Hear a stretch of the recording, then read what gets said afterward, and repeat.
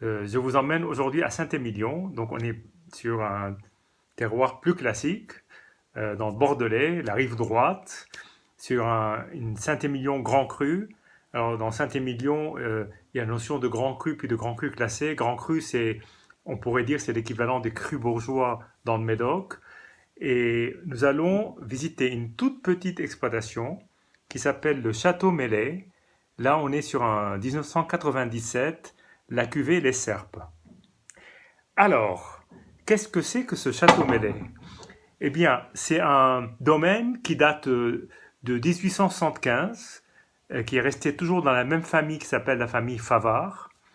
Et c'est un des rares domaines dans Saint-Émilion qui a toujours été bio. Il est même converti en biodynamie depuis 1987 d'ailleurs. C'est le premier domaine dans le Bordelais qui a jamais été converti en biodynamie. Ce domaine, donc tout petit domaine de 2 hectares, n'a jamais connu les produits chimiques, ni pesticides, ni insecticides, ni produits provenant d'autres sources chimiques. Tout est naturel.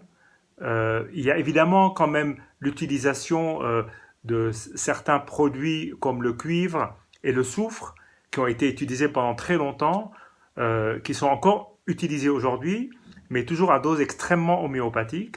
Et pour le reste, les levures ont toujours été indigènes. Le vin n'a jamais été ni collé ni filtré.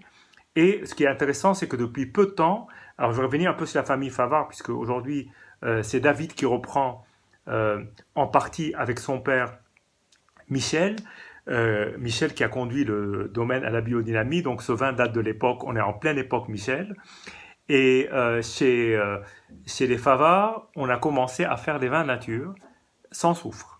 Donc il y a une cuvée qui est récente, qui s'appelle cuvée origine, qui est faite sans soufre. Alors cette cuvée s'appelle la cuvée Les Serpes.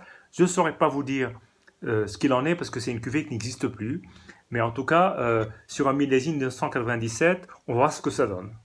Voilà. Alors, pour information, j'ai quand même ouvert le vin il y a 24 heures, parce que ce sont des vins qui mettent du temps à s'ouvrir.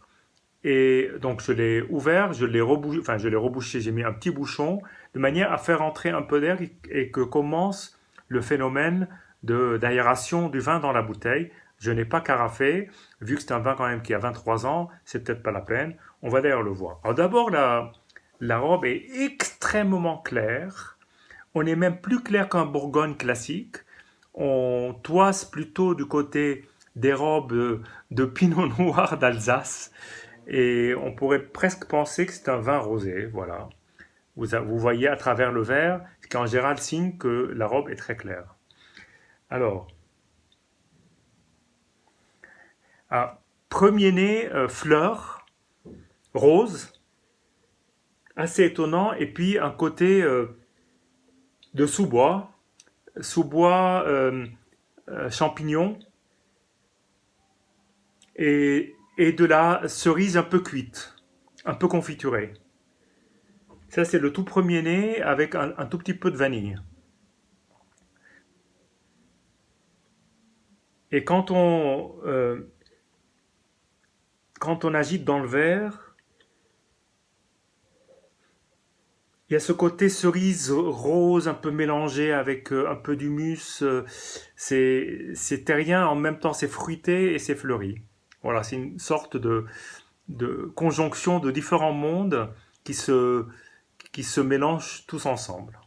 Très bonnet, très très bonnet, très fin, pas très puissant, pas d'alcool, on sent pas d'alcool d'ailleurs, c'est un vin qui doit titrer à 12 degrés, vous voyez, donc il y a pas d'excès d'alcool.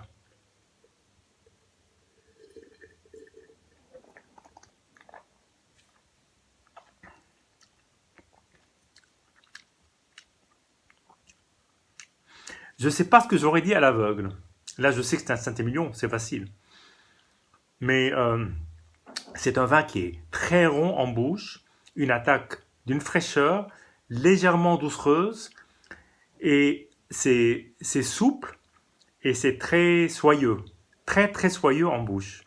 C'est extrêmement, ça donne un sentiment de douceur. Voilà. Et il n'y a aucune amertume. Alors l'astringence, c'est pratiquement complètement fondu.